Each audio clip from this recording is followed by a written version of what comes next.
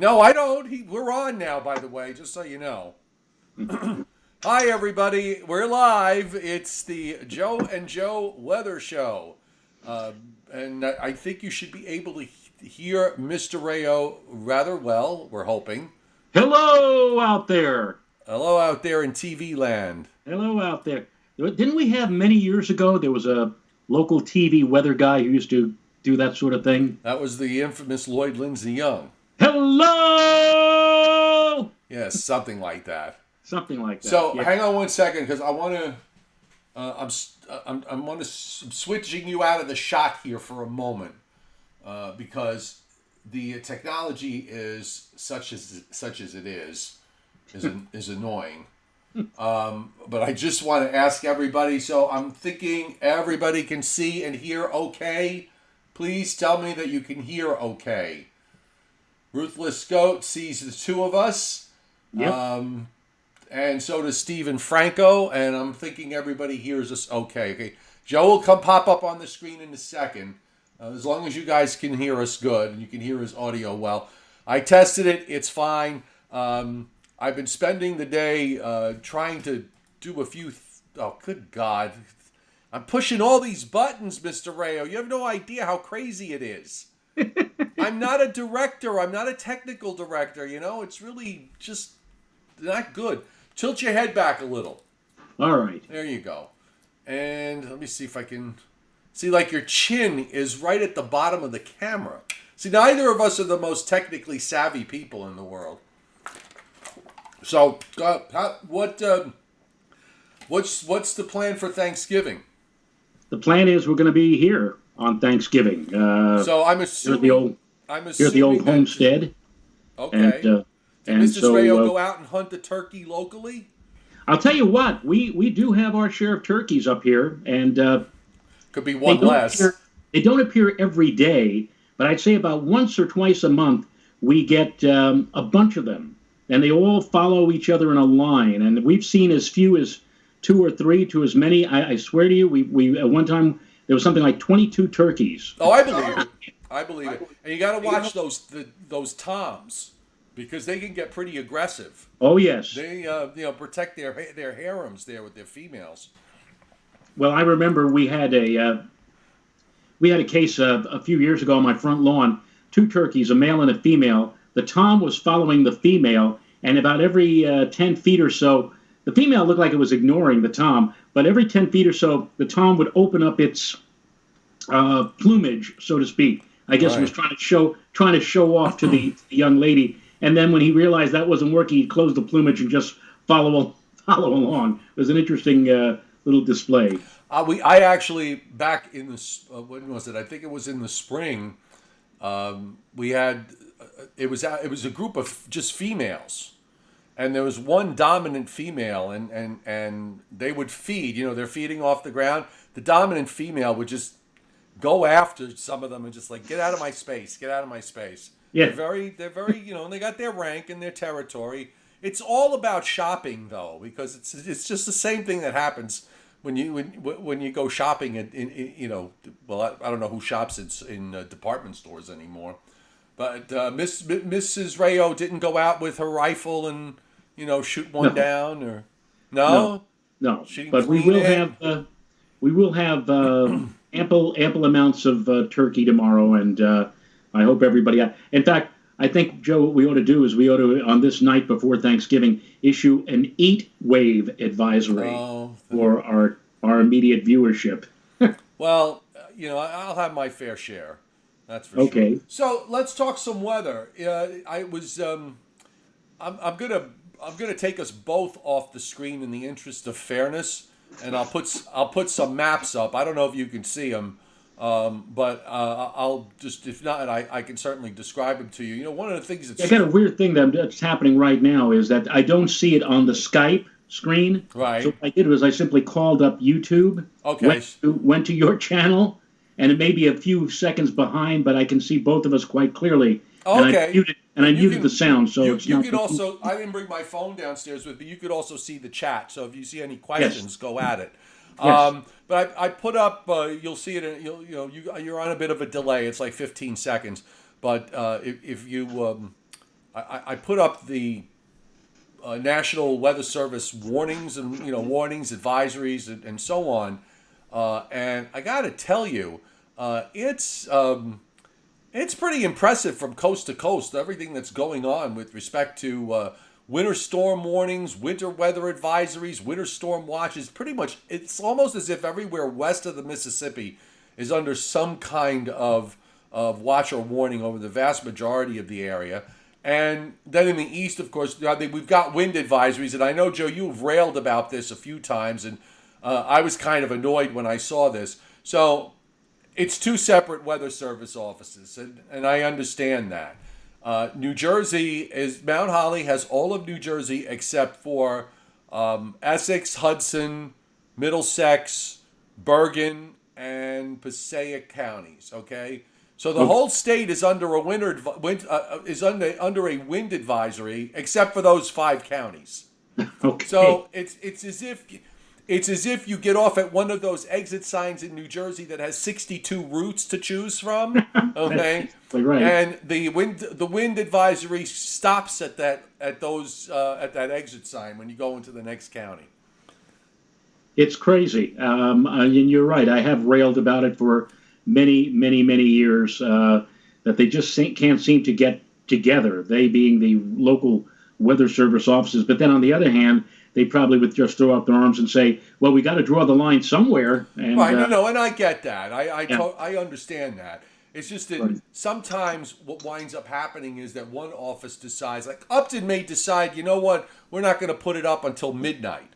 Why are we putting it up now? And the winds aren't really going to pick up until after say 3 or 4 a.m. That could be some people decide it's good to be preemptive. Some. In this instance, I mean, to me, it's not a huge deal because it's a wind advisory. It's not like it's a tornado warning or a severe thunderstorm or a winter storm warning. But it's just trying to explain it to somebody who's in New Jersey that's in that area, saying, "How come there's a wind advisory on the other side of the street, but not on my side of the street?" Yeah. So, but the west. This storm in the west is really impressive. All these warnings going all the way down into Arizona and New Mexico. And then there's even this tropical, I've been talking about it the last few days, this tropical feeder that's coming up from Baja California that's feeding moisture into New Mexico and Texas, and they're getting into that's what's causing those warnings and advisories up over there. Yeah, I was watching the national news on one of the local networks. I'll say it. I was watching on ABC, and they spent the first 5 or 7 minutes of the news strictly on weather, and that's I know it's bad, the adverse conditions from one coast to the other, but I actually found it refreshing that they were not leading off with another round of politics and whatnot. That it was something a little different for a change. But of course, one has to wonder whether or not the weather would have led off were it not for the fact that here we are on the day before Thanksgiving, one of the biggest travel days of the year, and a very important factor is indeed the weather if you're going to be going anywhere over the course of the next 24 to 48 hours. Oh, sure. Especially if you're going, sometimes it's not even, the weather could be perfectly fine where you are, and then it's where you're going, or perhaps it's part of a route, and it causes all sorts of delays. And you know how bad the airlines these days get backed up pretty badly. I pulled up the U.S. satellite loop, Joe. It's pretty impressive here. You got this swirling storm in the northern Great Lakes. And by the way, we had thunder here. We had some rumbles of thunder about a couple of hours ago. Someone had alerted me to it, and I thought, well, the last I looked at the radar about an hour before that, there was nothing on it. But lo and behold, there were some cells, and you can see the arc on the satellite coming out of the rotation that's in the eastern lakes. It's just sort of this arm that went down through New England and reached down just to about northern New Jersey and Long Island, and there were a couple of thunderstorms in there. Well, when I was looking at the maps, even just a couple of days ago, I did say to myself, gee, it looks like such a robust frontal line moving in our direction, and I would be surprised if we didn't see any kind of convective activity. And the sun actually tried to break through the clouds just before it set up here in Putnam County. Same here. It did here, too. I stepped outside a little while ago and I was seeing a few stars in the sky. But meanwhile, the front is still off to the west of us, and I'm expecting that the frontal passage, the FROPA, for at least the Hudson Valley is going to be sometime between 8 and 10 o'clock tonight. I think right after that, we're going to see quite a bit more in the way of cloud cover and also a rather significant freshening of the winds out of the westerly direction, the beginning of the revving up, so to speak, toward the rather blustery, windy day that we've been promoting for many days for tomorrow. You can see the rotation up in the Great Lakes is very impressive, and as you say, there's been a little bit of clearing here at the moment, eastern PA to southern New England. A few patchy clouds in the mix too, but once the front goes by, there's actually more cloud cover after it goes by, and you could tell by the loop that the wind is definitely at the low levels going to get busy. Also, you could see out west, you got all this this tropical moisture just feeding northward into the southwest, and of course, I got the western satellite loop as well. The storm moved inland. It was so impressive looking coming in from the Pacific yesterday and last night, and now the actual low center, which was somewhere down in the 970s when it came on the coast near the Oregon, California border, right along the Pacific Ocean. When the storm came in, it was something in like 976, 975 low with a really tight gradient. Now the pressures have come up, but you still have this tremendous feed that's bringing some big snows. And speaking of big snows, by the way, one of our regulars here, Ruthless Goat, up in northeast Colorado, they got clobbered with snow, 20 to 30 inches in some places from this weather system from last night. And I asked him, because of all the, there have been a few snow events since the end of September out in the West. He's almost at the point, his average annual snowfall, Joe, is a little over 50 inches. He's just about there already, and it's not even December.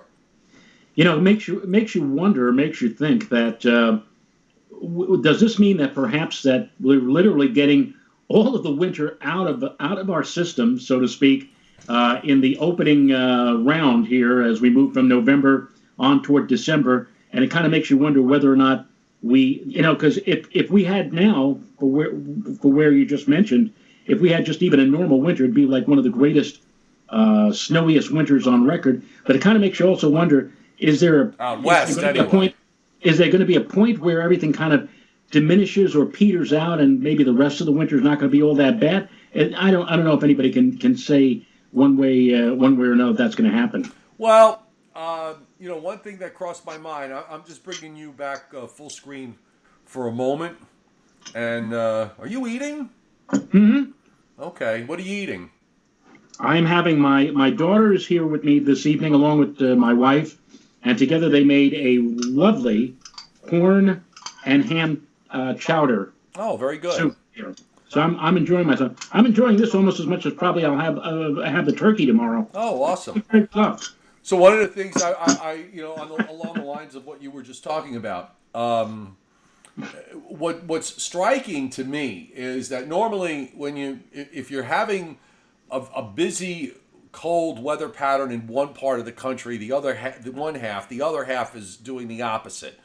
So, but what's striking this time around is that the East is certainly up where we are. I mean, I haven't looked at all the numbers up and down the eastern seaboard, but we're having a below average month in terms of temperatures. And I know here the last I checked, with just a handful of days left for the month to come over, last I checked a couple of days ago, we were running over 5 degrees below average, 5 to 6 degrees below average from Boston down to Washington in terms of the average temperatures.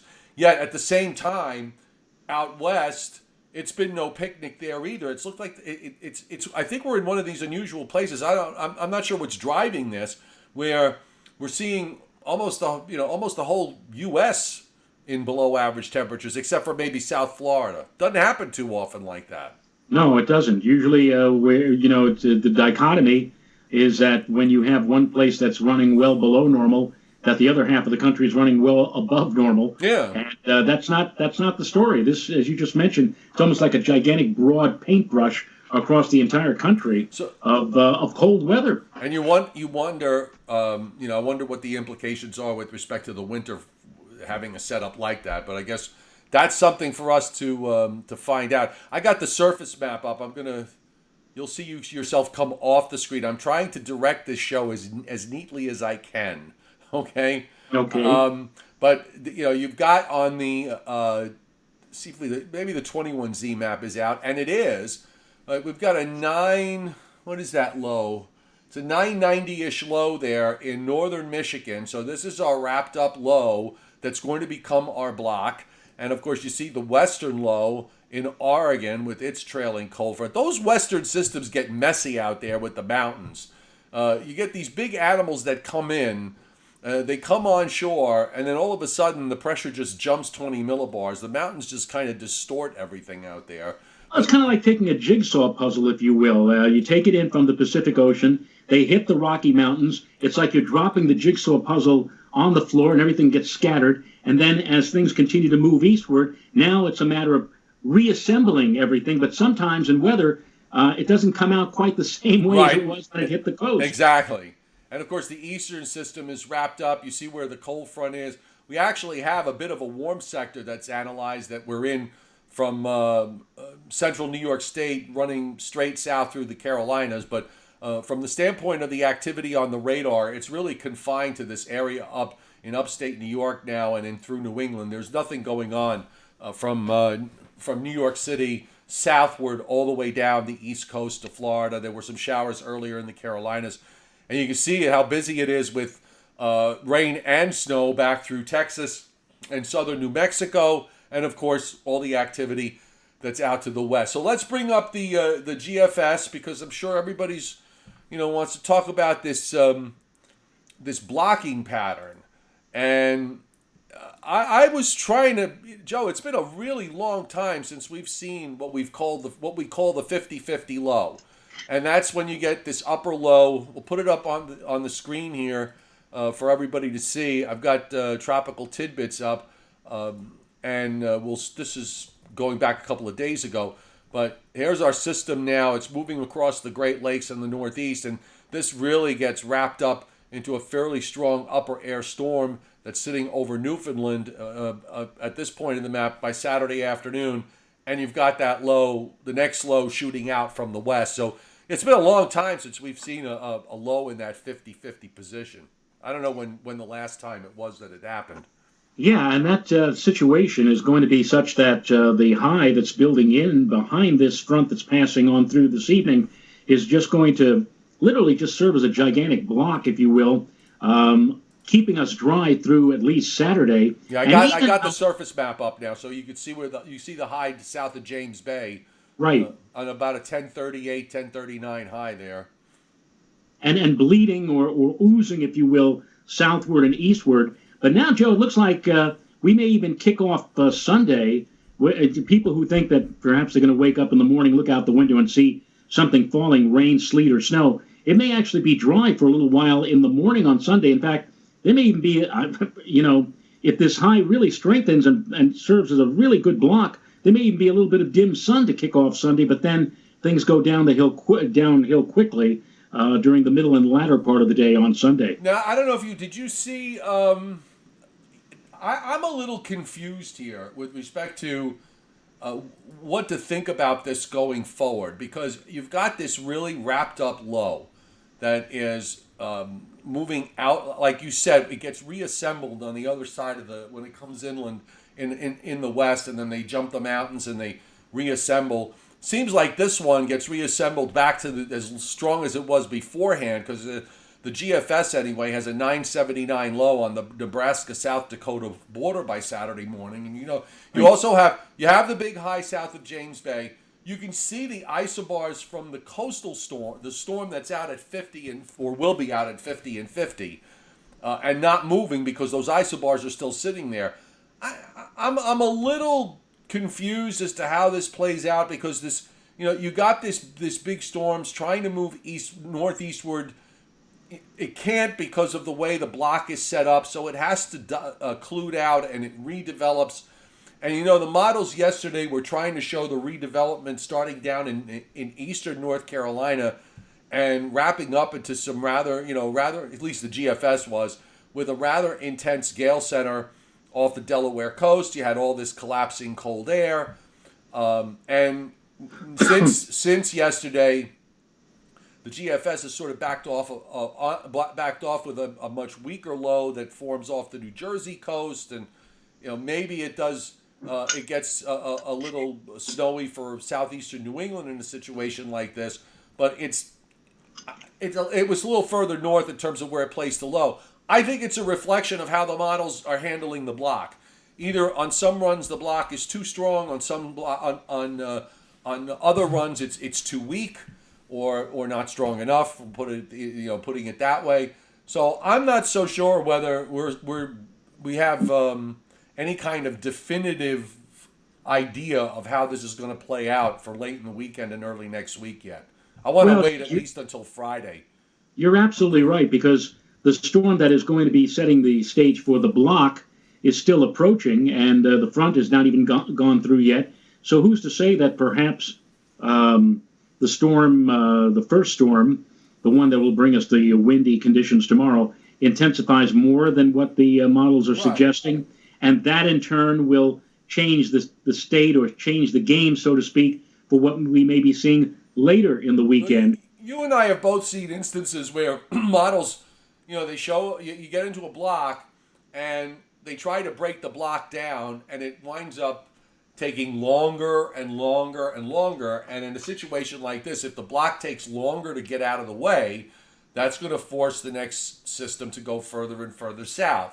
And that has its own implications. I don't know if you saw it, but the European today, even though it didn't look that much different, when I looked deeper into the model at 850 and then a few other levels, and going up to the 500 millibar level with how it has the cutoff low, I was surprised actually at how cold it was. And it allowed for the argument that when the low winds up being off the New Jersey coast, that you might get some dynamic cooling on the northwest side. And this would be for Monday night, later Monday into Monday night. Right. Then you get some dynamic cooling. When I looked at the snow maps, I was actually quite surprised to see 1 to 2 inches over Long Island and New York City, and down to about Route 78 in New Jersey, and just north of 287, it was like the European was showing 4, 5, 6 inch snow amounts or more. I don't know how realistic that is, but it does go back to what I was saying earlier with respect to you got a blocking pattern.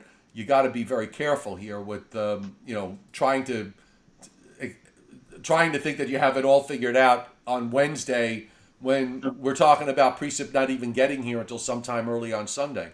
Right, and you're absolutely correct. And there's no way in the world that you're going to be able to investigate dynamic cooling. There's no way in the world at this point, 5 days out, that you're going to be able to determine where there may be snow banding, if any, either in the front of the storm or on the storm's retreat. It's just what you just have to do at this particular point in time is say, hey, Sunday's going to be unsettled. Sunday's going to be a day where we're going to see precipitation break out.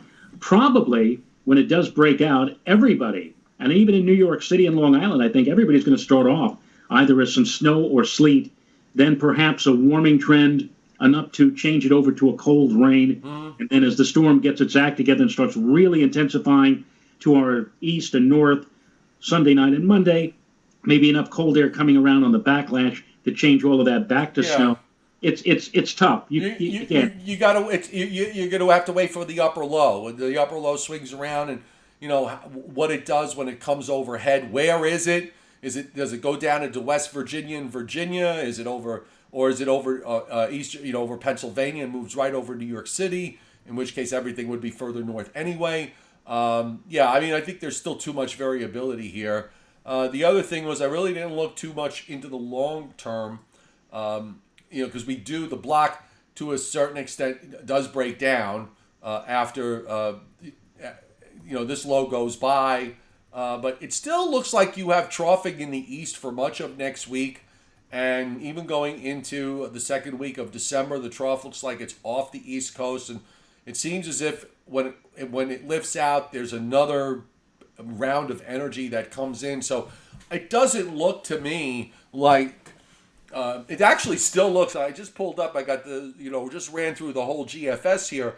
I mean, it still has kind of a blocky look to it going out over the next 2 weeks. Maybe not straight through, but to a certain extent, it does show that.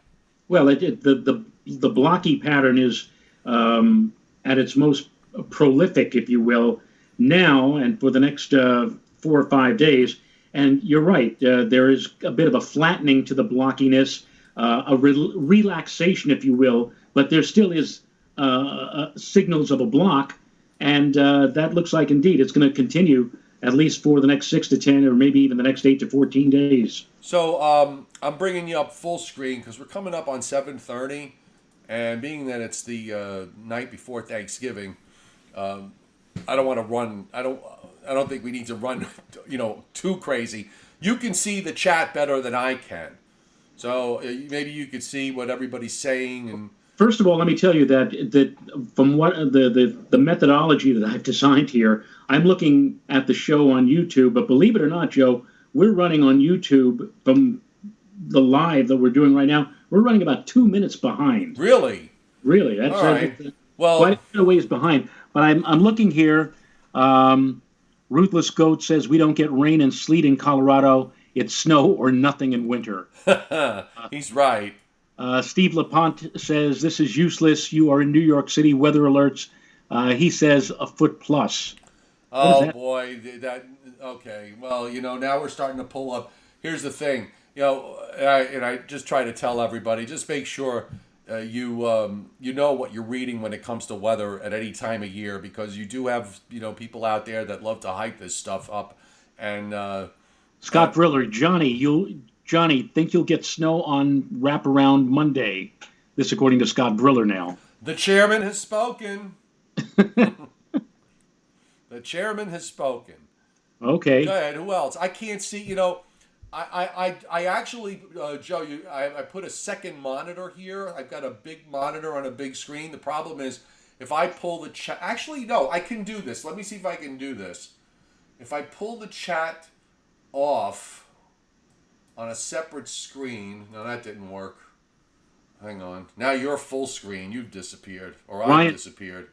Ryan Ford says, can you pick out where the NAMM is going at this stage as for the Sunday night into Monday event? In other words, I guess Ryan Ford wants us to attempt to go out beyond 84 hours, extrapolate, if you will. Yeah, you know what? That's a tough thing. The NAMM only goes out to 84 hours. I think I don't even know if they run it anymore. They used to have the Digex, which was the NAMM extended that went out beyond 84 hours. But it wasn't available in many places. I think the Penn State E-Wall had it for a while, and then it just stopped working. So I just I never even bothered to use it. I think it's probably better, Ryan. Why don't we just wait till we get inside the NAMM's range and not jump the gun? That'll give us a little bit more time because it's still Wednesday night. Although, yeah, we're not even in the range of Le Plumes. That's the one fun part about one of the fun things we used to do was at least when it came time for a snowstorm and you'd hear me yell out, Les Plumes. Yes. And also another thing about the NAMM is that, we like to look at the FOOS, which gives temperatures at the various levels of the atmosphere, the lowest level, the boundary level. But unfortunately, that only goes out to 60 hours. Yes. And so it's going to be a while. Why don't you all just enjoy your Thanksgiving, have your lovely day with family and friends tomorrow, and I think maybe by Friday night or Saturday. I mean, I know a lot of you can't hold your water that long for snow or whatever, but it won't be really until about that time that we'll have a more definitive idea as to what's going to be happening. By the way, I don't know what Sunday night or Monday. I don't know what you did, but you adjusted your camera. You now have a chin. You know what happened?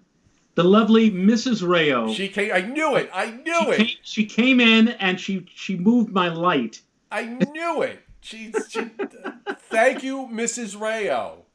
I knew it. This woman is gold. Okay? She really is. I mean, it's insane. She fixes cars. She fixes snow blowers and washing machines. We're going to... Happy Thanksgiving. Hi. Happy Thanksgiving. Hello. Hello. Hello. Make sure you tell them that to go to your Facebook page to see the Thanksgiving forecast. Oh, but I haven't put that on yet. Yeah, but every Joe, as you are well She's aware, producing now. By the way, she's your producer. Go on. I put up a special Thanksgiving forecast geared to the Thanksgiving holiday. I'll be putting that up on my Facebook page later tonight, and I also send it out as an email, and a lot of people receive that. So it's an interesting Thanksgiving forecast, and one that I put up every year. And people actually ask. They say they can't kick off their Thanksgiving without my forecast every year. So I'll put that up later tonight. You should also remind everybody that Joe Rayo has his own YouTube channel now. It's Joe Rayo Weather. That's and right. I know the folks. 386 subscribers and counting. Oh, going up. And building. Got to get to that 1,000. Got to get up. Got to get to the 1,000, Mr. Rayo.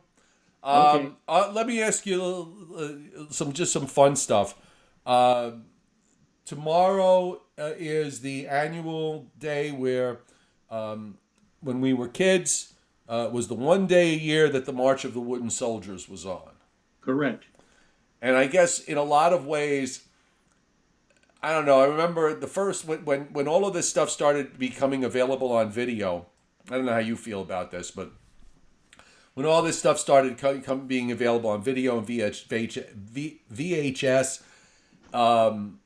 it was so cool because it's like, oh, now I can watch this movie anytime I want. And yet, now I kind of long for the time when it really was just on once a year, and you had to catch it on that day. I mean, there's pluses and minuses to both, obviously, but the fact that Thanksgiving to me was when the March of the Wooden Soldiers was on, and then I wouldn't miss it. Well, now Pix 11, which is where we've always watched the March of the Wooden Soldiers. Yes. They're going to run it. They're going to run it twice tomorrow. The first time, I think, at 9:00, they're going to run it in living color, and so many people got upset by that. I am doing is now they're going to run it from 9 to noon, I think, and then from noon to 2, there's going to be the honeymooners. Right. And then they're going to run tomorrow afternoon again the Wooden Soldiers, but this time in glorious black and white. Well, look, here's how I feel about that, and I feel very strongly about it, because I am, I love watching old vintage old movies, classics. I mean, I'd rather sit and watch Turner Classic Movies all day long most of the time than watch anything else. How many times can you watch DNA solving murders on Law and Order 40 times a day on various channels on cable? But the movies that were shot in the directors actually had the choice of shooting in color, okay, back in the 30s. They chose not to shoot. Well, there were two reasons if they didn't shoot in color. One was because the studio wouldn't pay for it. But a lot of times, the movies were shot in black and white for a reason. There were a number of movies that were specifically shot in black and white, like The Manchurian Candidate, for example, which was 1960. You colorize that movie, you ruin it. I mean, you really ruin it. If you there were a whole slew of movies where that they tried the colorization, and you just look at it, and it's wrong. It's just wrong. If the directors wanted to shoot it in color, they would have. And a lot of the scenes that are shot in some of these movies, they reflect points of view, symbolism, messages that the storyteller or the director was trying to get across in how the picture was put together. There's no need to colorize it. If you can't, my feeling is, if you can't watch a movie unless it has to be in color, then why are you even wasting your time? Well, and of course, it's not just the March of the Wooden Soldiers. You're absolutely right. There were a number of other films. In terms of the holiday, they colorized Miracle on 34th Street. Nobody liked that. It's They awful. they colorized It's a Wonderful Life. Nobody liked that either. I mean, what you see when NBC airs that, it might be this weekend. They usually do it right around this weekend or sometime in the next couple of weeks. They book out a whole, I think, Saturday night to show it. It's in black and white on on what is the full color network, NBC. They put it on in black and white because nobody likes colorization of those old time films. And you're talking to somebody who is indeed in that same camp. Yeah, I can't. I just can't watch those movies in color. I know there's when they do the I Love Lucy, when CBS does the I Love Lucy, the Christmas one, and they colorize it. Yep. Now, here's the thing. It was kind of interesting the first time I saw it because I was curious. There's certainly the curiosity of what it looked like in color. Now, I've been to the Lucy Museum in Jamestown. I told you when I went this past summer, and they actually have the old set, the I Love Lucy set. Some of it is the original stuff. Some of it was replicated, and it kind of looks like it when they did it in the colorized version. But in my mind, and thinking about it over, I'd much rather see it belongs in black and white. I don't need to see Lucy. I don't need to see Lucy's red hair, and her recipe for red hair, which was a cup of henna to a gallon of water, right? So remember when the episode where one of Ricky's relatives asked if the hair is natural. Yes. And Ricky he said, "Mira que quiere cosa que get a henna rinse." Yes. And she said that her hair must have suffered and seemed to have suffered in that translation. Or even the Supermans. So remember, we used to watch the syndicated The Adventures of Superman with George Reeves. Those the first couple of seasons, they were in black and white. If you were on the set watching Superman being filmed, George Reeves was wearing actually something like an off-gray type Superman suit. The trunks, so to speak, were a lot more black than anything else. And then in the last few seasons, they shot it in color. They knew that the color version would be seen in black and white because they hadn't really perfected color in a lot of places yet. But yet they decided they would shoot in color because they knew that when color became more prolific or more became more common, that it would increase the ratings and also cause a lot more people to rush out to get a color TV so they can watch Superman in color. All right, so here's some Noel Neal or Phyllis Coates. Oh, I hated Phyllis Coates. Really? See, I didn't like Phyllis Coates at all. Phyllis Coates was she was a very. Her character was actually, I would say, you would describe her as tough. What do you mean about this, Mr.? What do you mean about this, Mr. Kent? Yeah, well, Mr. Kent. But, no, she was Mr. Kent. Yeah, Noel Neal was. I think I would describe her probably as a slightly softer. Yeah. A slightly softer Lois Lane, but I actually liked some of the early episodes. Remember the episode of the Mole Men? I think that's what it was called. Then there was the one. Then there was the one with Jimmy Olsen's grandmother, and was kidnapped or something. And then there was the voice. They were doing the crow. They had a minor bird. It was going, "Help! I'm dying," or "I'm drowning," or something. Where did the writers come up with this stuff? I don't know. The two that I look at with incredulity now, the one with the little blind girl where he flies her around the world at supersonic speeds, right? At 30 or 40 or 50,000 feet, right? Exactly, and that the little girl wasn't torn to shreds while they were doing that. But go on. Yeah, I know. It was a little. It kind of defies. You're watching all this stuff and you're thinking, okay, they just broke this law of thermodynamics and this law of physics and this and on and on and on. But then again, you and I never studied law.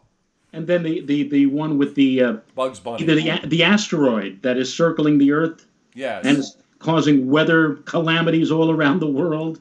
Yes. And looks like it's going to collide with the Earth. And Superman physically lands on it and sets off a nuclear bomb to blow it up or whatever. I mean, I know it was. You know what? It's sci-fi. You already have to accept the premise that a man can fly, has incredible strength, is victimized by one element that's on the periodic table.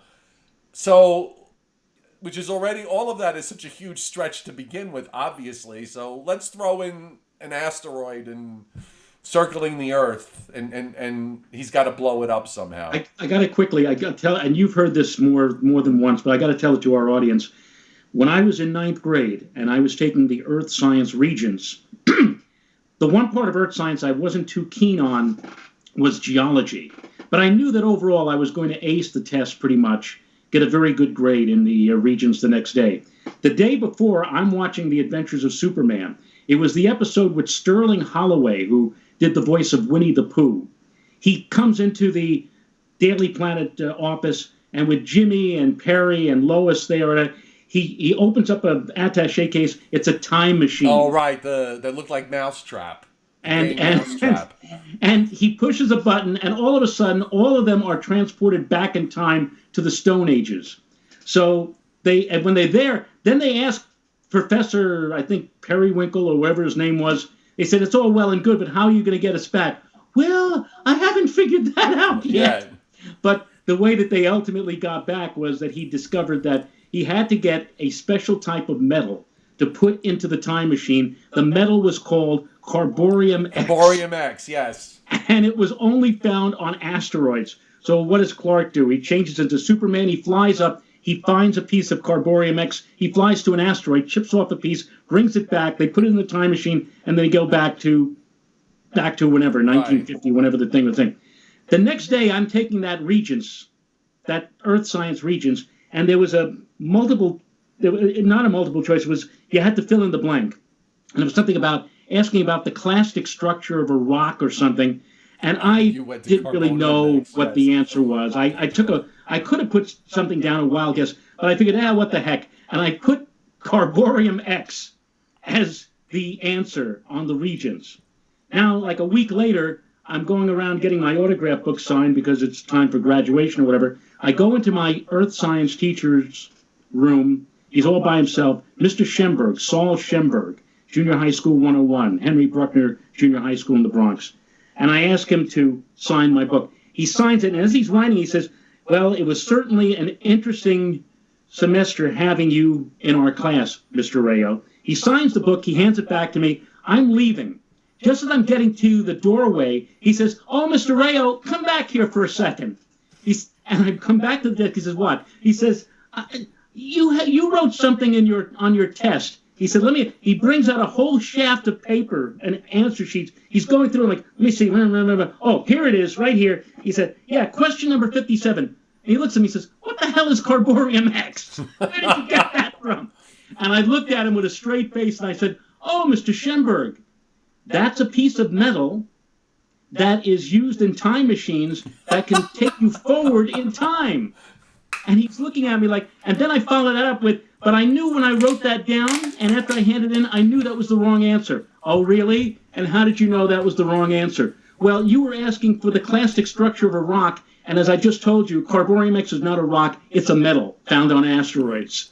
And he just looked at me for about 10 seconds and said, as I said, Mr. Rayo, it certainly was interesting having you. That's too funny.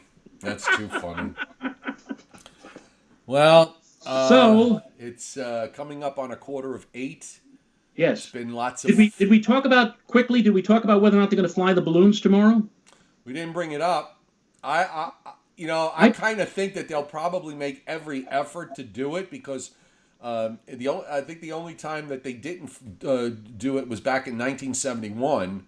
Right. From what I understand, the threshold is going to be close. It may actually be. What's the threshold? 20 miles an hour? 25? I think they said 25 mile per hour sustained and 35 mile per hour gusts. I mean, at least And through the morning hours, it's going to be close to that. I think what they're probably going to end up doing is they're probably, because I think personally that the winds, the worst part of the day in terms of the winds will be until midday or early afternoon. Right. And they'll probably say to themselves, let's take a shot at it and probably fly the balloons at like a 10-foot altitude and see how it goes. Actually, and I've never done this, but I know people that do this. It's actually a lot of fun tonight if you go down to, I think it's Central Park West. The Museum of Natural History, Right, 81st where they Street in blow, Central Park West. they got everything ready to go, and they blow the balloons up tonight, and that's actually my understanding is that that's a lot of fun. That is. I've never done it. it, but I know of people that have. Look, if you're outside right now, you're not going to find it much milder than it is at this moment. The winds are not too fierce. There are a couple of showers maybe here and there, but no big deal. This is a perfect night if you want to see that happen, the inflation of the balloons, to go out there now and take a look. Weather's certainly quiet enough. There's nothing going on. So, all right. So I guess happy Thanksgiving to you and to your family, and all the blessings of the holiday. And it's not so bad being retired. It really isn't. I'm actually loving every minute of it. I know I've got jumped to a different subject there, but it's a good thing. Well, what I'm going to try to do is I'm going to. I have not gotten much in terms of any bites from the broadcasting world. I guess they figure that folks like us, Joe, you don't fit the 25 to 54 demographic. Even though our knowledge together or separately, we probably could out-forecast most anybody just from our knowledge of the immediate tri-state area. I won't argue with you. But I think what I'm going to try to do is I'm going to try to get into the adjunct teaching sidelight, see if any colleges or universities might be interested in having somebody talk about astronomy or meteorology. And if that doesn't pan out, heck, then I'll just accept it. I'm retired, and you're retired. So, yeah. And as you know, I've been talking about this for a while. Was to finish off this year, and the fact that we were given a push. Saved me from making the decision. So I'm enjoying this very much. Just all the stuff that I'm doing. So it's weird for me. I don't know about you, but it's weird for me because I'm here, and I'm so used to. I had that routine of like noontime. I'd have lunch, then I'd start getting ready and putting on my suit and getting out on the roadway and. Not coming back. No, and I get that. Listen, I mean, I was driving 65 miles each way every day for the last almost 5 years. Right. And if I were in my 20s or 30s or even my 40s, but I just couldn't do it anymore. It was too much. 3 hours of my day on the road is a lot, and traffic. Wasn't actually. I didn't really have that many days as I was traveling off hours, so it wasn't too bad from the standpoint of traffic. But it takes, even if you're moving, that's a lot of time to spend in your car. And now I got those 3 hours back, which is great. I'm doing the same amount of work that I'm doing from the standpoint of my websites, my app, and the YouTube channel and everything else. But now I got those extra 3 hours, so I get to do a few things that I wasn't able to do before. And the nice thing also from my standpoint is that. When we have big storms, especially in the wintertime, I was always concerned about what was happening here, whether or not the power was going to be coming down. Having my wife, another example of the wonderful Mrs. Rayo. I mean, during those storms, I'd be rushing out when there's like a little bit of snow on my driveway. If there were, big snowstorm, there's 10 or 12 inches. Guess who had to have to plow that with our snowblower? But my wife. Now my wife is so delighted. Guess who's going to be doing that now during the upcoming winter season? But it takes a bit of anxiety and stress off my mind and my shoulders in that I'll be here and not having to. Oh yeah, listen. For years. I mean, I drove in every snowstorm. The one time I decided not to work was during Hurricane Sandy because that was the one time I didn't feel comfortable about leaving my family at home.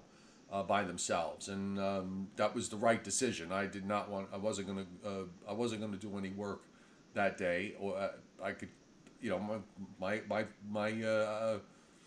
I just thought that the risk was to my family was too great, so I stayed home, and I'm glad I did. I've done enough, in my Joe, TV wise in my career. I've done enough. I didn't need additional, an additional experience of forecasting something big. What are you looking for? Hurricane Sandy. Oh, you saved it? Yeah, we came across these today. We were doing some house cleaning, and we came across some of these newspaper. Here, hang on. Let me get myself out. Let me put you full screen. So put the paper up again. Okay. No, but go to the go to the right. Pull it. No, the other way. Okay. Okay, there you go. And pull it. Bring it a little bit toward you, so everybody can see. So the Journal News, blown away, Hurricane Sandy. Okay, and here's the Daily News. You have to get the full. Wow. Yeah, I never did. Well, I wasn't able to because of because of the fact that they couldn't even get out here anyway. So I never really did see a newspaper. I know this is going to sound really strange, but I actually the 2 weeks that followed, trying to get gasoline for the car was next. Right. Oh my goodness. It was next to it. I got to tell you something. I don't know why this is, but I actually found that a bit of a fun time because you had to basically go hunting for gasoline, and I just remember finding gas stations that were open and filling up gas cans and everything else. There was a certain amount of, I don't know, I suppose the fact that we're so used to having things so automatically accessible, and now we've been suddenly put in a situation where, we've got no electricity, we've got none of this stuff, and we had to make it work if we found it. It kind of proved to me anyway that survival is possible if the situation is seems dire. You can find a way to get done what you need to get done. I don't know. I just it may not be like that TV show where they go out on the islands, but what is it, Survivor? But it did put us put a lot of us at a disadvantage for a couple of weeks, and you know what? You learn to find a way. At least that's how I kind of saw it. Yeah. Well, Joe, I think maybe it's time for us to say goodbye. Yeah, it's been a while here. Yeah. All right. So, wishing everybody on the chat board tonight, thanks for being here. A happy Thanksgiving to you and to your family. I may live stream tomorrow night. I may not. We'll see. See how I feel. And you, Joe, happy Thanksgiving to you and to your family. Enjoy yourself, and we'll see you back maybe if it gets exciting, maybe over the weekend. Yeah, that's quite possible. We could do something like that. But don't forget that tomorrow, for most of us, it'll be a close encounter of the bird kind. Yes, exactly. Actually, it just occurred to me, if you want, as I know you watch CBS Sunday Morning. So yes. If you want, because I'm doing the Coffee with Chaffee show at 10 o'clock. So why don't you, if you feel up to it, I'll make sure my Skype's on. As soon as the show is over, call in at 10:30. I'll ring in. Okay. All right, everybody. Have a great night and a happy Thanksgiving to all of you and your family, and we will see you tomorrow. Maybe. Good night. Nighty-night.